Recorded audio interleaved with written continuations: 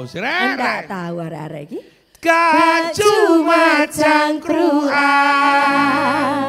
Konco-konco Jawa Timur ketemu maneh bare aku. Cak Tomo nang acara gak cuma cangkruan, garai cerdas berkualitas. Saking cerdasi ono kabar-kabar ternyata tidak menyenangkan bagi pelaku atau bagi orang yang sementara ini diduga. Betul.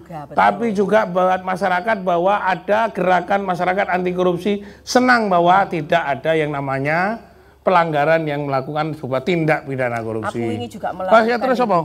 Napa? Dia melakukan iku, OTT iku. Loh, lah kan aku dodolan nang warung, arek cilik-cilik iku lho. OTT iku dudu OT-OT ndak. Lah piye? Kon iku yo nek pekok, yo aja nemen-nemen. Lah piye dhek njopo OT-OT iku lah aku lah gak paham. Pirang tahun sedak kon kumpul sekolah mbek aku kok pejet pekok ngono lho. Lah terus piye? OTT iku operasi tangkap tangan kaki kepala. Salah. Aku yo nyekel tangan arek iku. Lah ya apa? Wis saiki.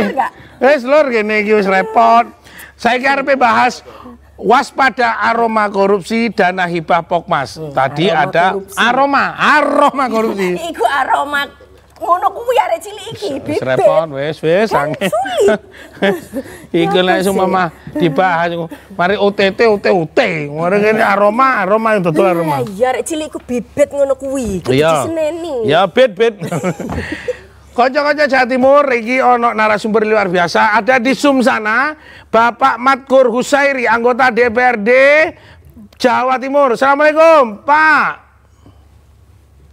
Delay. Assalamualaikum, Pak Madkur. Delay. Alhamdulillah. Posisi sekarang di mana, Pak Madkur? Posisi ada di mana sekarang? Putus-putus suaranya itu. Oh, posisi sekarang di mana Pak Madkur? Visualnya bagus, suaranya nggak ada. Oh, visualnya bagus, suaranya nggak ada. Diperbaiki lagi. Oke, terima kasih Pak Madkur. Tahan dulu, kita akan terus lanjutkan. Ini Mas Iqbal Feliciano SH LL. Oke, ya.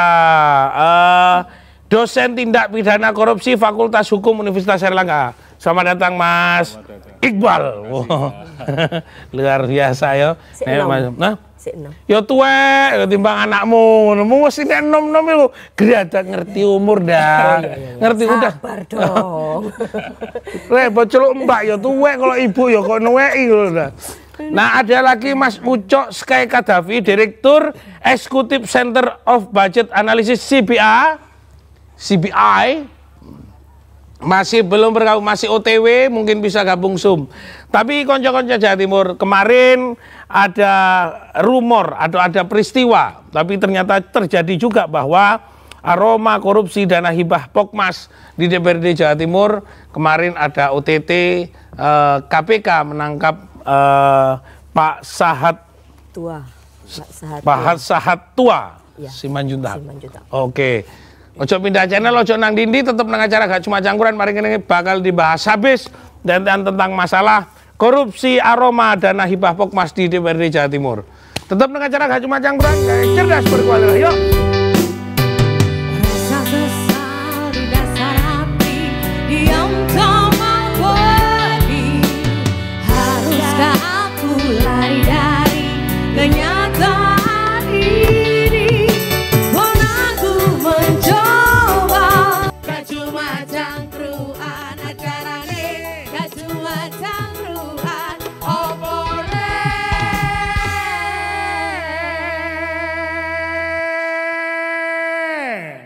Penny toto audio itu mau. Iya. Gak cuma cangkruan. Konco-konco Jawa Timur, mungkin iki masai sesuatu yang akhir Desember perlu juga menjadi evaluasi. Ini ono dana sing gawe masyarakat kok malah ada yang katanya jadi persoalan. Nah, kita akan kritisi. Wah, aku padahal paling seneng lek ono dana iku. Iya. Padha aku dah. Padha aku. Nggih. Saya tersambung dengan Pak Madkur Husairi, anggota DPRD Jawa Timur.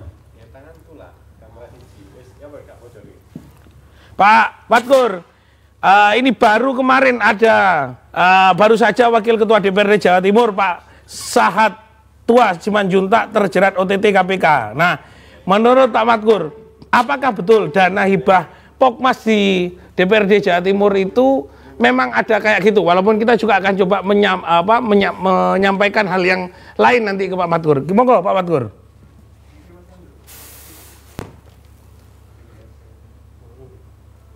Masih belum? Ya, itu ada barusan muncul suaranya. Monggo Pak Matkur, sudah bisa ya? Baik.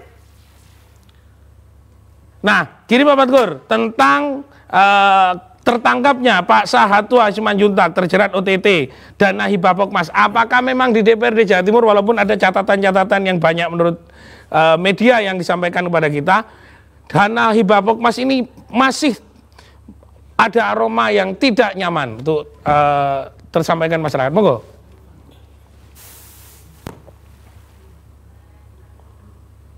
Cek sound. Oke Pak. Waduh. Ya. Ya, monggo. Silakan untuk Pak Sahatua Simanjuntak, monggo. Apa ini yang harus saya sampaikan? Karena nggak kedengeran suara pengantarnya. Oke, saya sampaikan sekali lagi, kemarin DPRD Jawa Timur, Pak Sahat Simanjuntak terjerat OTT KPK. Bahwa dana hibah Pokmas itu ada masalah. Nah, menurut Pak Matkur, apa sebenarnya yang terjadi di DPRD Jawa Timur? Monggo Pak.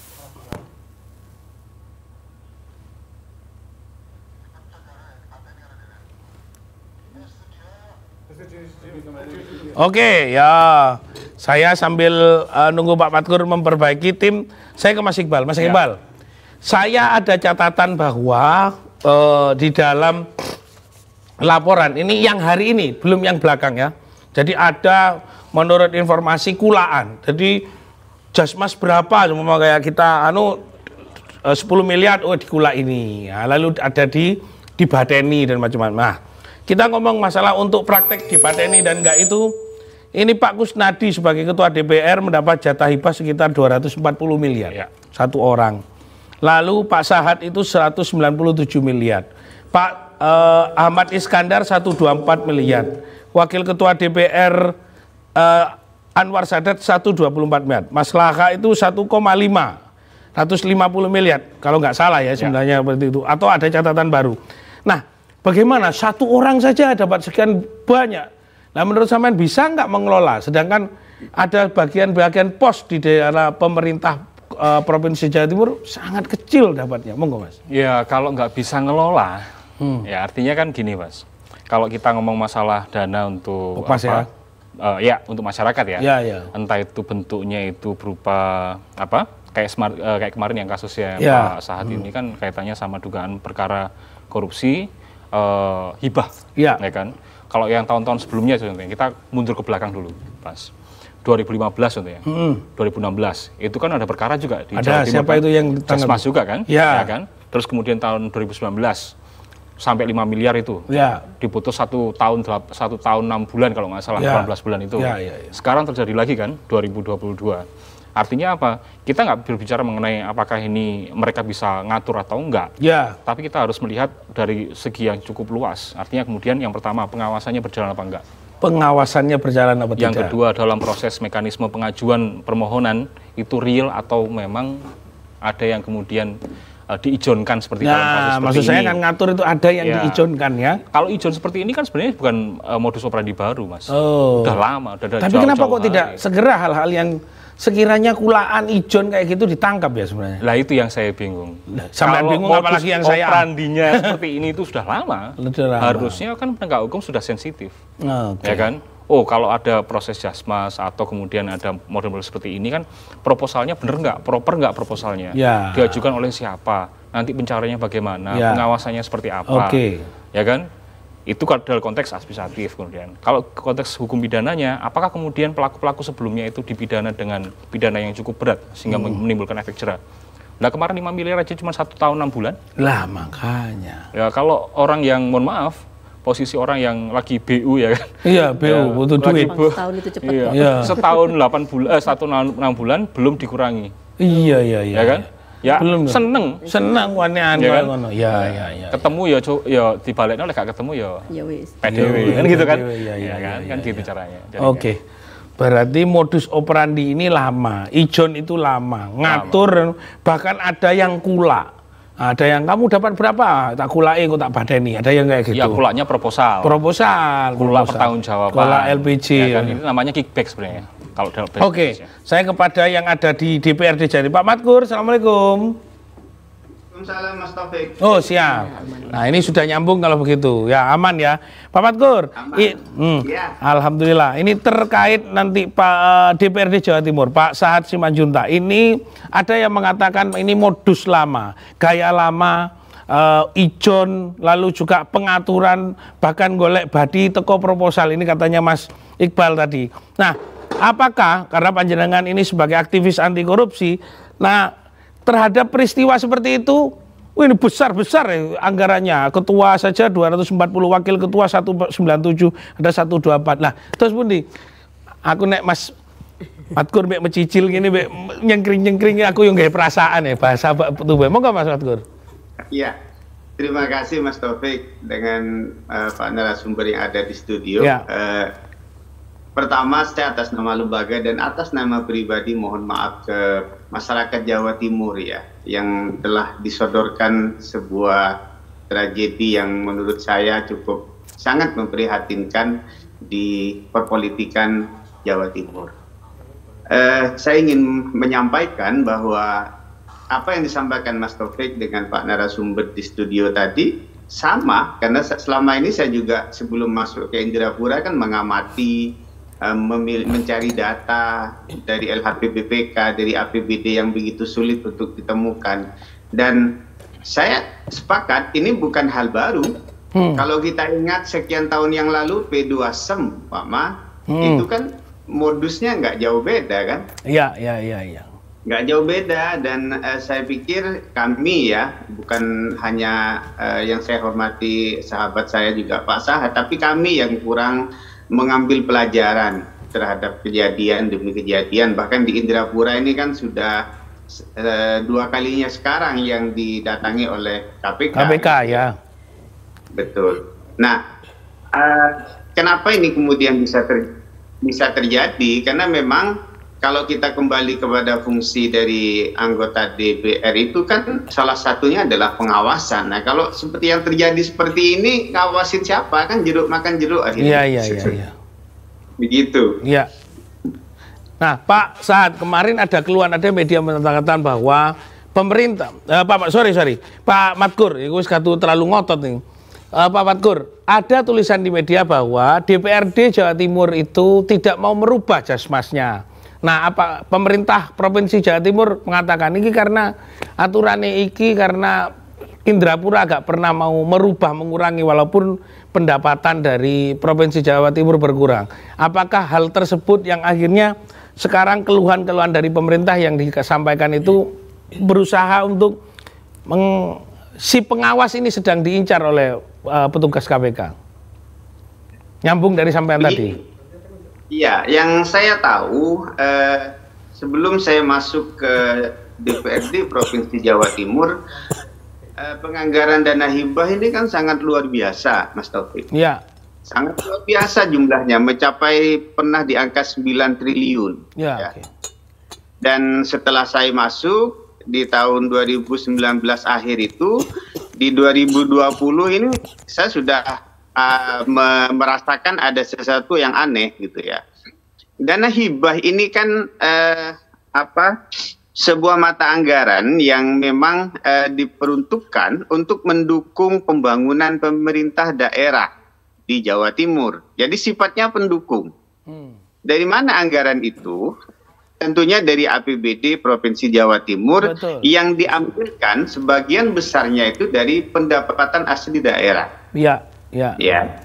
Sebelum tahun 2022 ini, saya lihat agak ugal-ugalan Pemprov Jatim ini. Yang ugal-ugalan DPR atau Pemprov Jatim? Saya pikir pembahasan APBD ini kan dua lembaga istilahnya, eksekutif dan legislatif. Berarti sama-sama ugal-ugalan, sama-sama ugal-ugalan. Sama-sama ugal-ugalan. Oke, terus lanjut.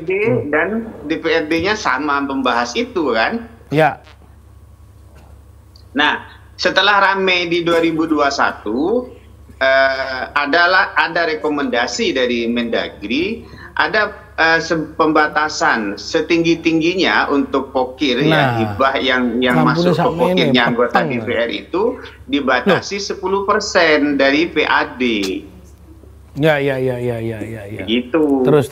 Nah, dari 10% inilah kemudian yang secara tidak tertulis sebenarnya ini yang digunakan untuk menampung aspirasi dan kebutuhan masyarakat di masing-masing dapil. Sekali lagi ini berbasis dapil, daerah pemilihan. Jadi kami ini ketika melakukan reses, masyarakat di pedesaan yang tidak tercapai atau tidak terakomodir oleh pemerintah Jawa Timur melalui SKPD masing-masing itu disampaikan melalui anggota DPR-nya. Di situ berbagai usulan kemudian harus dituangkan dalam bentuk proposal yang ditujukan kepada Gubernur Jawa Timur. Oke. Begitu prosesnya. Nah, proposal ini nanti karena kita sudah ada rambu-rambunya tadi itu, anggota dewan ini yang anggota biasa kita ada yang 8 miliar per tahun untuk mengakomodir kepentingan masyarakat tadi. Anggota biasa 18 miliar. 8. Oh, 8M. Oke. 8. Ini anggota biasa aja 8M. Jadi kalau sumpama nanti ada berapa 8 anggota itu, waduh kita berkisar begitu ya. Hampir berapa triliun tadi Pak Matgur? 1,8 sampai 2 maksimal. Oke, siap. Oke. Iki tadi aku nek bayangno sing Mas Matgur iku wah sampai ndredeg ya duit sampai akeh sampai ning desa-desa. Kon sampai wato ya, Ndah. Terima kasih. Nah, mari kita arep bahas tambah gayeng ini. Kalau kita membongkar betul Pak Matgur dan Mas Iqbal nanti tambah. Konco-konco Jawa Timur ojo pindah channel. Tetap nang acara gak cuma cangkruan gara cerdas berkualitas. Yuk nyanyi sedo.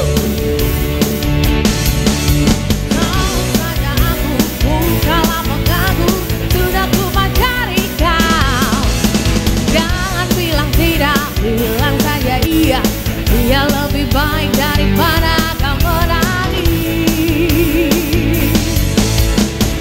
Cuma cangkruan acarane, cuma cangkruan opore.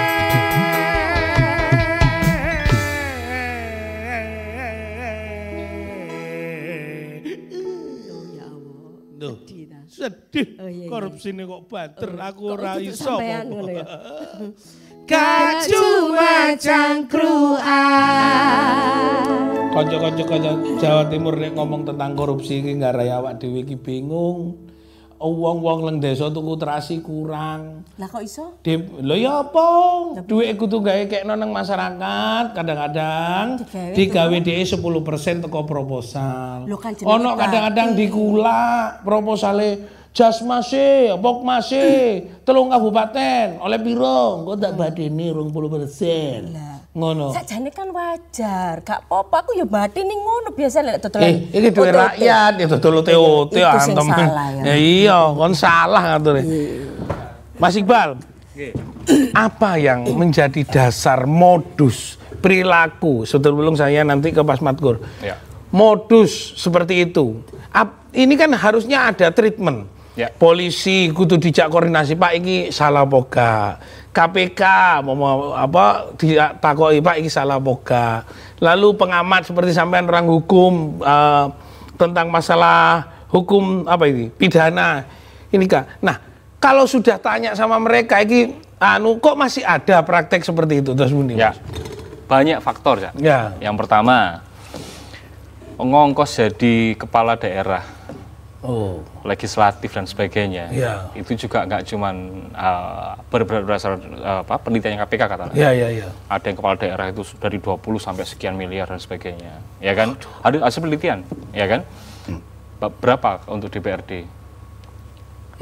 Kota, kabupaten, atau provinsi? Itu kan kalau ada harganya di situ, artinya apa? Kita melihat bahwa ongkos politik itu masih tinggi. Kalau ongkos politik masih tinggi, ya logikanya para politikus simple. Saya sudah mengeluarkan uang, maka pada saat saya menjabat dan terpilih, saya harus narik duitnya kembali. Wong itu silian bisa, Pak. Iya. Kadang-kadang kan seperti itu juga. Betul. Omayo dikadekno, gudang-gudang. Itu yang pertama. Yang kedua, kalau kita lihat kenapa kok masih tetap seperti ini, sistemnya nggak berubah. Sistem apa nih? Penegakan hukum apa sistem politik?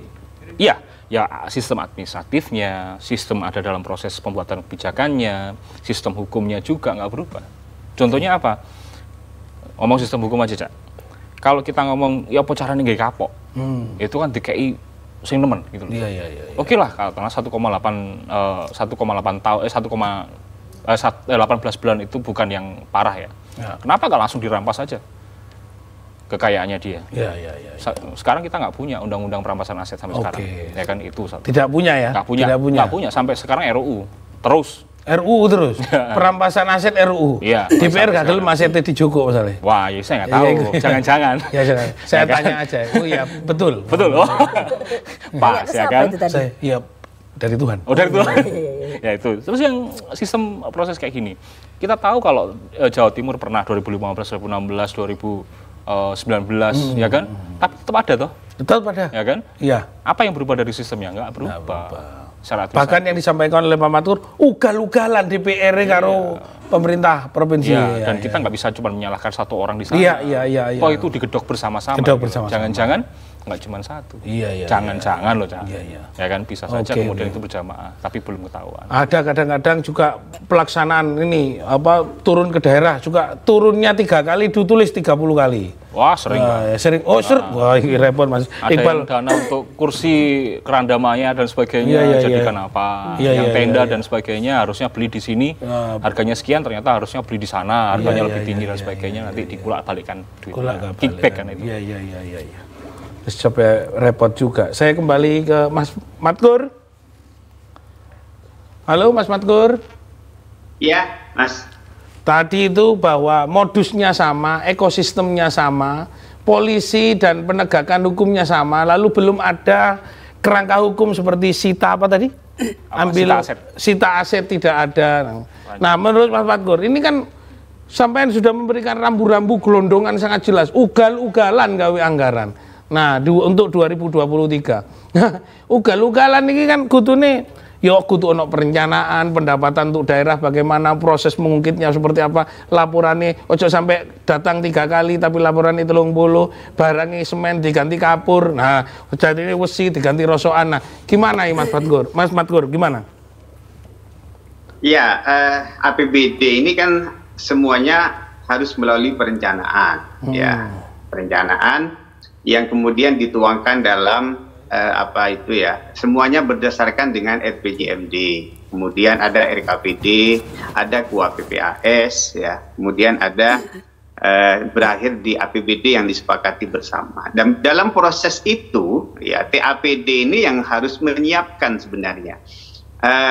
Dari tahun ke tahun dana hibah ini dianggarkan triliunan, tentunya kan harus ada ada target, ada outcome, ya. Tidak hanya inputnya saja, tapi outcome-nya apa? Kalau saya memberikan dana hibah sebanyak 1,8 sampai 2 triliun, ini apa yang ingin kita capai?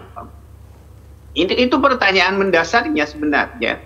Jangan sampai kemudian dana hibah ini berlimpah, tapi kemudian beberapa lembaga pendidikan, pesantren, anak-anak yang tidak mampu ini tidak tercover oleh pemerintah Jawa Timur. Nah, ini kan ketidakadilannya muncul. Makanya saya ingin menyampaikan, ini tanggung jawab saya dan kawan-kawan di DPRD Jawa Timur sebenarnya. Bagaimana kemudian dana hibah ini lebih diperbaiki tata kelolanya. Jadi, kalau berbasiskan dapil, Mbak Mas, 120 anggota DPRD Jawa Timur ini tentunya akan memajukan masing-masing kabupaten yang diwakilinya. Saya dari dapil 14 di Madura tentu sesuai dengan sumpah jabatan ya akan memperjuangkan aspirasi masyarakat yang saya wakili. Nah, memang godaannya di sini karena dana hibah ini kan swakelola. Jadi dana ini proposal ini diajukan ke Pemprov Jatim, ke gubernur, kemudian diserahkan ke masing-masing OPD untuk diverifikasi. Jadi untuk sekarang setelah masuk SIPD ini tidak ada lah istilahnya proposal fiktif. Karena semuanya masuk ke SIPD di bulan Januari 2022 itu proposal untuk anggaran 2023. Ini saya klarifikasi ya. Kalau kemudian pelaksanaannya atau realisasinya yang difiktif, nah ini beda lagi. Ya.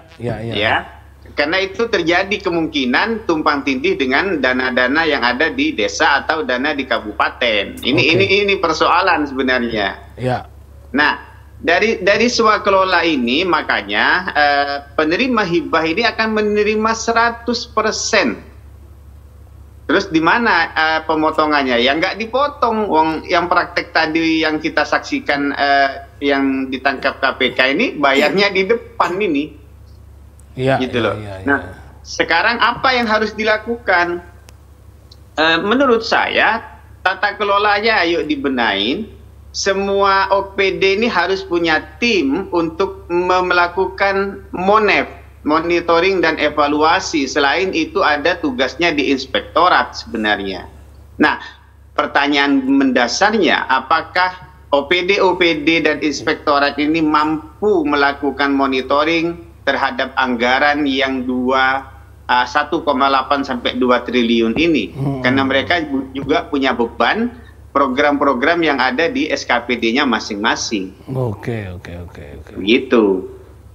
Ya. Wah, berarti sekarang proposalnya tidak akan fiktif karena ada SIPD tadi, tapi pelaksananya bisa juga fiktif. Bisa saja. Ya.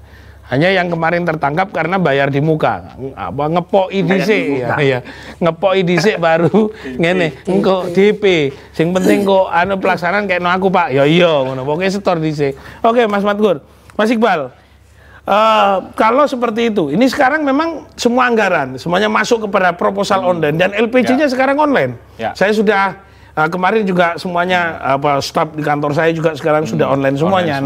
Dan memang kita pembayaran juga pakai banking dan transfer itu sudah sulit sekarang itu. Nah, tapi nek bayar nang ngarep iki lho sing angel. Loh, itu khas, Pak. Khas Jawa Timur. Bukan Jawa Timur aja. Di mana aja sama? Khas. Ijon itu banyak dan tidak cuma di Jawa Timur. Khas itu kenapa kalau saya bilang khas? Biasanya seperti ini. Kalau oknumnya adalah kepala daerah, kadang-kadang dalam proses pemilihan itu kampanye dan sebagainya itu kan biasanya membutuhkan dana yang cukup besar. Ya. Dijanjikan dulu. Nanti kalau seperti ini seperti ini saya kasih duit dulu. Nanti tolong pada saat terpilih jangan lupa saya, kan gitu toh. Ya kan? Kalau nanti kemudian ini donatur ini ya. Iya, donatur tapi pakai syarat. Kan gitu. Ini juga seperti ini kan. Yowes nanti saya kasih duitnya. Nanti kalau kemudian ada proposal ini diajukan dan sebagainya, jangan lupa saya. Kan begitu toh. Ya memang proposalnya ada. Saya nggak ngomong proposalnya nggak ada. Proposalnya ada. Pertanyaannya kan simpel. Ada uang sebanyak itu. KPK ngomong dari 7,8 triliun dari 2 tahun 2020-2021. Kemungkinan daerah atau masyarakat itu hanya menerima 70%. 30%? Bukan saya ngomong gitu loh. KPK sendiri yang 30% kemana? Pertanyaan seperti itu kan. Apakah semuanya kemudian diserap oleh oknum-oknum yang nakal? Ya saya nggak tahu. Bisa saja kemudian bukan oknumnya yang nakal. Dan juga bukan salah rekan-rekan yang terpilih di DPRD provinsi dan sebagainya yang kemudian salah. Wong ongkos politiknya mahal. Karena apa? Karena supply and demand dalam proses pemilihan itu juga muncul kan. Oke. Masyarakat kalau nggak ada itunya juga nggak berangkat. Kadang-kadang seperti itu, ada yang di daerah seperti itu, ya kan? Ya salah semuanya lah. Dan ini kalau menurut saya sistemnya harus berubah. Apa yang sebenarnya harus memperkuat pengawasan? Apakah perlu ada Mas Matkur yang banyak? Kan ada masyarakat anti korupsi, kelompok anti korupsi, macam-macam. Wakil lembaga pengawas, tapi belas gak ngawasi apa-apa. Pertama, keterbukaannya ada apa enggak? Oke, keterbukaan. Kalau saya pakai teorinya CDME teori ya. CDME keterbukaan teori. Untuk masyarakat tentang pengelolaan anggaran ini. Semuanya dalam proses penganggaran, proposal dan sebagainya sampai pertanggungjawaban semuanya terbuka. Ada nggak sekarang informasi? Sekarang gini aja. Contoh masalah ini perkara yang sekarang ini. Perkara yang ini ya. masyarakat tahu nggak ada program-program seperti itu? Apakah semua masyarakat Pokmas tahu? Oh, nggak tahu. Artinya kan yang bisa berkontestasi di situ hanya segelintir saja. Oke. Itu saja contohnya seperti itu. Berarti pemerintah provinsi perlu untuk dievaluasi bahwa transparansi dalam perencanaan pelaksanaan sampai selesai acara pelaksanaan itu tidak pernah disampaikan pada masyarakat. Iya, saya sangat tertutup. Saya bukan bilang sangat atau tertutup. bisiri, rotok siri-siri didik kayak gitu. Iya, kalau menurut saya itu. Iya, Oke, oke. Nanti semua ada yang tanya silahkan. Konco-konco Jawa Timur ojo pindah channel, tetep nang acara Gak Cuma Cangkruan iki cerdas berkualitas. Yuk. Pancene angel. Jare Mas Badgur, korupsine iso dadi ugal-ugalan.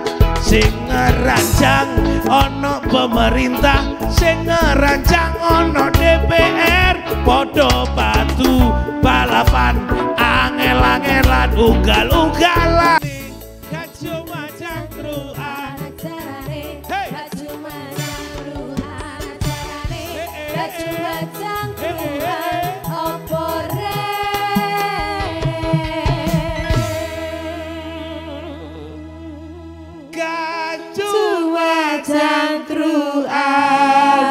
Untuk ono penampakan cepet diubah mau. Konco-konco Jawa Timur ketemu maneh bare aku Cak Tomo nang acara Gak Cuma Cangkruan gare cerdas berkualitas. Nek awakmu arepe WA, telpone nomere Di bawah situ. 0813561613888. 08135816138. Wis, oke. Saya ke Mas Badgur lagi. Mas Badgur, ada yang menarik ini disampaikan oleh Mas Iqbal bahwa halo, nyambung ya? Oke. Bagaimana sebenarnya yang harus dilakukan di pemerintah Provinsi Jawa Timur? Kalau banyak seperti itu kan ada kemungkinan orang-orang yang di DPR itu akan terpapar yang sama oleh KPK karena kadang-kadang tidak semua seperti Pak Sahat. Bisa saja ada yang berusaha untuk hati-hati dan tidak melakukan. Namun kalau sistem ini dibuat bersama, DPR-nya mungkin ada 2-3 oknum yang baik, ya 2-3 oknum yang baik, lalu pemerintah provinsi juga menekankan, wis garapan lah, yang penting iki kok diaturi opo. Aku ngono. Lah, DPR iki opo? Njaluk tolong ning sapa? Kayak gitu loh. Gimana Pak Badgur? Monggo.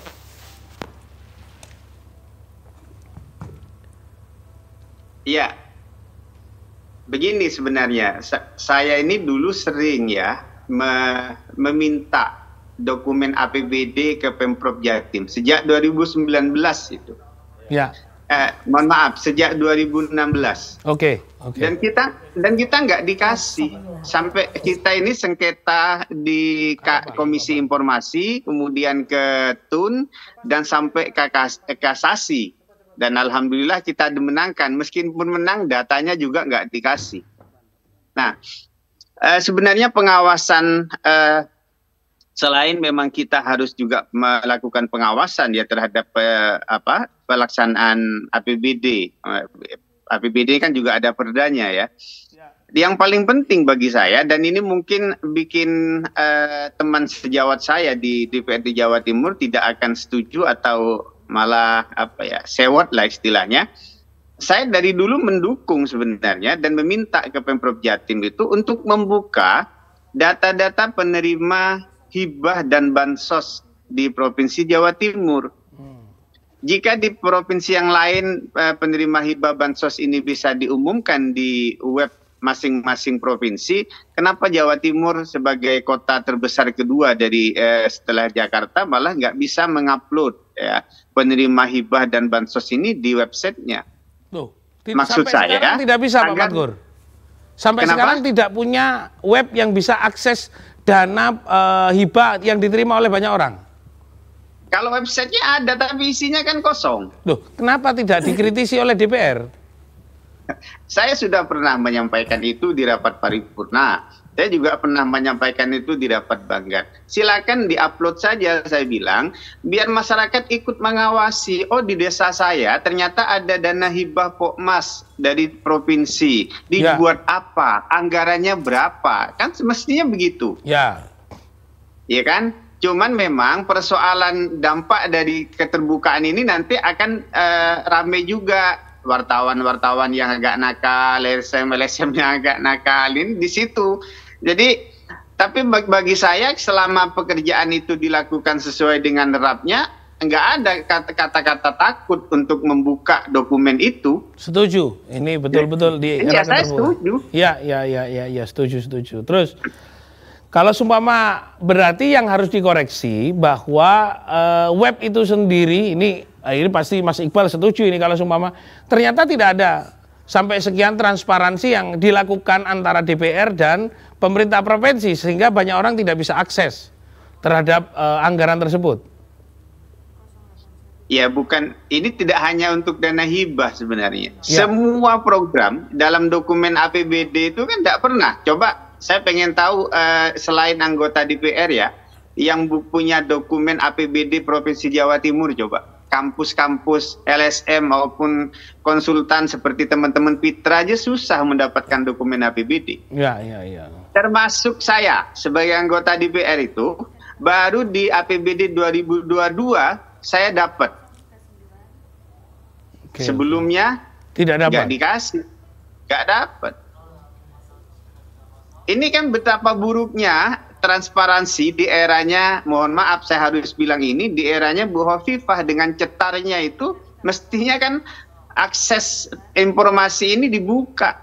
Tidak ada yang perlu ditutup-tutupi, biar APBD kita ini sepeser pun ya, serupiah pun ini bisa dipertanggungjawabkan ke masyarakat Jawa Timur. Oke. Menurut saya begitu, Mas Taufik. Ya, berarti di situasi begini tidak ada sesuatu yang bisa disampaikan kepada masyarakat karena di webnya sendiri kosong. Mas Iqbal, nah awak dhewe wis gak duwe informasi seperti Mas Patkur ae baru kemarin dikasih. Awak dhewe sing adoh teko kepentingan masyarakat ya meng nonton to. Iki sakjane di dalam urusan kebijakan pemerintah iki sing bener kudune piye. Ya, transparansi itu wajib, Pak. Ya. Ya kan, pasca ada Undang-Undang Keterbukaan Informasi Publik, ya kan? Harusnya kemudian pemerintah dengan PPID-nya ya kan memberikan informasi kalau kemudian ada masyarakat yang meminta untuk informasi itu, ya kan? Kalau katakanlah ngomong masalah korupsi, Cak, ya. Di pasal 41 sama 42 Undang-Undang Tipikor itu, masyarakat diberikan hak dan kewajiban juga sekaligus untuk mencari memperoleh informasi korupsi, dugaan korupsi, data-data, informasi dan sebagainya. Sudah ada hak seperti itu, dan aparat penegak hukum dan juga aparatur sipil mempunyai kewajiban untuk melayani itu, Cak. Ya kan? Dalam undang-undang itu perintah undang-undang, ya kan? Tapi faktanya tidak seperti itu, tidak seindah undang-undang yang bilangnya seperti itu gitu loh. Bahkan saya pernah ngecek salah satu kota di Jawa Timur, saya cek APBD-nya ada, Cak. Begitu saya buka gelondongan. Ya. Nah, terus datanya level 1, 2, 3, 4-nya nggak ada. Itu contoh simpelnya, ya kan? Apalagi kalau kita ngomong masalah pokmasnya, kelompok masyarakat siapa, penerima manfaatnya siapa, programnya seperti apa. Iya, proposalnya nggak palsu. Ya memang proposal pasti asli. Isinya ada isinya. Ada, ya kan? Tapi orangnya itu yang apakah biasanya dia belum menerima 100%? Karena itu harusnya untuk masyarakat 100%, bukan untuk oknum-oknum yang ingin mendapatkan keuntungan dari situ. Mas Iqbal, ada aturannya sebenarnya dari mana? Ketua DPR 240 miliar, ya toh. Wakil Ketua DPR ada 197 miliar. Ada yang Wakil Ketua DPR itu 124. Iku nek menurut sampean nang aturan kuliah iku ya apa ngature kaya ngono? Enggak ya, aku enggak ngerti. Saya sih jujur aja enggak setuju. Lah iya ada disparitas seperti itu kan. Ya kan? Harusnya semua anggota DPR punya hak yang sama. Kalau memang ada ada program-program seperti itu harusnya sama lah. Kalau gitu kan ceritanya nanti hanya dapil-dapil milik ketua dan wakil ketua DPRD aja yang kemudian akhirnya bisa bunga karena dapat banyak porsinya kan. Yang cuma anggota biasa nggak dapat porsi yang banyak. Itu baru Mas Patkur hanya 1,2. Kalau saya simpel, seharusnya itu kan tugasnya eksekutif saja. Nah, eksekutif dengan organ-organ pimpinan di bawahnya, harusnya melakukan mapping. Kira-kira kalau ada kemiskinan puncaknya di mana, punjaunya di mana, caranya solusinya seperti apa, itu seharusnya juga tugas eksekutif selain legislatif. Porsinya kalau saya sih nggak usah dibesar-besarin sampai ratusan miliar, ya kan? Cukuplah yang dibuat memang secukupnya untuk kemudian bisa ke masyarakat, bisa menjaring aspirasi masyarakat, ya kan? Ada yang kurang tidak teratasi dengan anggaran pemerintah, kemudian bisa kasih bantuan dan sebagainya. Tapi utamanya itu adalah kewajiban pemerintah, eksekutif. Ada WA. Nah, nanti saya langsung Pak Matkur. Dari Lamongan, Bu Elvian. Pokmas saya tahun kemarin namanya Pokmas Matahari dan Melati Putih. Sampai sekarang nggak cair. Bagaimana prosedurnya untuk nagihnya kemana? Waduh. Gitu. Berarti Pokmas ini ada juru tagihnya? Kayaknya, saya kok bingung. Mas Matkur. Nagihnya kemana? Nagihnya kemana? Saya juga nanti ini biar Mas Matkur. Ya apa? DPR itu ono 240, 197, 124. Aturannya iku piye bagine? Kok sampai kadang-kadang iki ngature iku mbek sapa seperti. Tapi engko jawabannya Jak. Mangga tak enteni dhisik. Yuk, ojo pindah channel, tetep nang acara Gak Cuma Cangkruan. Ngenteri Mas Matkur mari ini jawab. Yuk. Saat aku sadar terlalu goblok mencintaimu.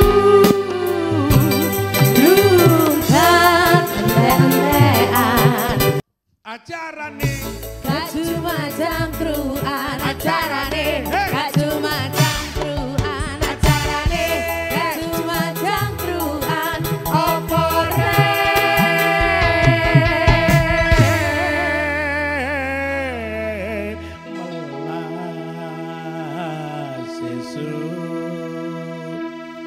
Gak cuma cangkruan. Konco-konco Jawa Timur tambah gayeng, tambah asik, upamane ngomong korupsi karo ahline. Mas Matkur iki nek sumama sampai bongkar-bongkaran, dibongkar kabeh, embo sesuk malah tukaran karo konco-koncone ning DPR apa gak? Gak melok-melok. Gak melok-melok, lho aku kantorku dhewe-dhewe. Mas Matkur. Ya. Saya tadi ngomong apa sih sebenarnya kendala, lalu tata kelolanya kok seperti itu sehingga orang DPR ketua oleh sakmene apakah pemerintah itu wis macene wis gak duwe kerangka sing penting untuk dijelaskan untuk masyarakat, apalagi tidak ada yang terbuka menurut panjenengan. Nah, harapannya DPR iku kudu piye? Pemerintah provinsi sing menurut cita-citane sampean sebagai pengawasnya pemerintah provinsi Jawa Timur kudu piye? Monggo. Iya, DPRD ini kan bagian dari penyelenggara pemerintahan di pemerintah daerah yang rezimnya ada di Undang-Undang 32 2014. Ya. Gitu ya. Karena kita ini sifatnya adalah memperjuangkan aspirasi sesuai dengan sumpah jabatan ya untuk dapil masing-masing, ya tugasnya seharusnya aspirasi tadi itu memang dituangkan dalam pokok-pokok pikiran ya dalam penyusunan APBD di tiap-tiap tahun. Nah, seharusnya saya lebih sepakat pokok-pokok pikiran ini menjadi sebuah program dari masing-masing OPD, mitra kita, mitra kami di tiap komisi, sehingga kita tidak diribetkan, tidak dalam tanda kutip tergoda dengan skema bantuan hibah yang kemudian bisa menyeret kita tergelincir ke perbuatan yang seperti yang sudah terjadi lah, artinya menerima fee di depan atau istilah ijon, istilah kulaan dan sebagainya. Sehingga ini bisa kita buat untuk mengontrol diri loh. Saya ini kan anggota DPR yang salah satu fungsinya selain fungsi budgeting juga ikut mengontrol dan mengawasi. Ya. Nah, kalau kemudian DPR-nya yang ikut bermain di situ ya apanya yang mau diawasi, kan jeruk makan jeruk. Jadi ya, betul. Ya. Oke. Berarti terima kasih loh Mas Matkur. Biar jeruk gak makan jeruk, sesuk tak golekno wadah sing liyane. Hatur nuwun. Mas Iqbal, mungkin apa harapannya agar tidak jeruk makan jeruk dan tidak banyak orang akhirnya terjebak dalam wah aku tadi DPR aku kok oleh nyopet ngono ya apa Wil? Sarannya general, Cak. Saya berangkat dari teorinya Klitgard. Ya. Klitgard itu bikin teori CDMA, teorinya namanya. C itu korupsi sama dengan directionary. C-nya itu adalah discretionary, terus monopoli, ya, sama minus accountability, ya kan? Jadi kalau ada sebuah lembaga, orang atau pihak tertentu yang punya kewenangan yang sifatnya mutlak di situ, ada monopoli dia di situ, dia bisa memutuskan sesuai dengan keinginan dia. Ditambah dengan kurangnya akuntabilitas atau transparansi, maka korupsi terjadi, ya kan? Skema yang itu terjadi dalam kasus yang ini. Ada kemudian sifatnya bantuan yang memang bisa diberikan oleh masyarakat, diskresinya dia untuk memutuskan, ya kan? Kelompok Pokmas mana yang kemudian akan dicairkan tahun ini dan sebagainya, ya kan? Kurangnya akuntabilitas seperti katanya Pak Fatkur tadi, ya kan? Bahkan sampai sekarang pun katanya Pak Fatkur kita tidak bisa mengecek kelompok masyarakat apa, programnya apa, berapa jumlah anggarannya dan sebagainya, sudah cair, nagih upload termasuk Lamongan tadi, ya kan? Ini nagihnya kemana? Dapilnya siapa ini? Bisa jadi ini, ya kan? Ya artinya kemudian saya melihat kalau memang mau di stop korupsinya khusus untuk masalah seperti ini, terbukalah pemerintah siapapun itu, ya kan? Ya kan?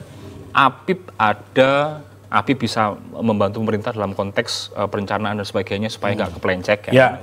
Masyarakat punya hak untuk mengamati dan juga kemudian membantu pemerintah untuk melaksanakan tugas dan kewenangannya. Penegak hukum juga bisa berkontribusi dalam proses memberikan rambu-rambu seperti apa, ya. Kalau semuanya jalan baik dengan baik. Ya. Terima kasih. Terima kasih. Mas Fatkur, saya setuju. Walaupun katanya pendek, jeruk mangan jeruk, ojo sampai pengawas tiba jadi pemain, ya kan kayak gitu. Pengawas pemerintah malah menjadi pemain dan pemain menjadi hilang cara bermainnya karena sama-sama ikut main gak ono sing ngawasi. Jadi iki yo dadi pemain kabeh sing kudu ngawasi, ya. Mandar muga polisi, KPK, BPK atau siapapun, kejaksaan sama-sama betul-betul tidak ikut terlibat dalam permainan ini. Jadi harus ada yang menjadi wasit. Jangan sampai setiap program pemerintah malah jadi rusak gara-gara para pengawas pengawas anggaran itu malah ikut main. Mas Iqbal matur nuwun, muga-muga manfaat. Wassalamualaikum warahmatullahi wabarakatuh.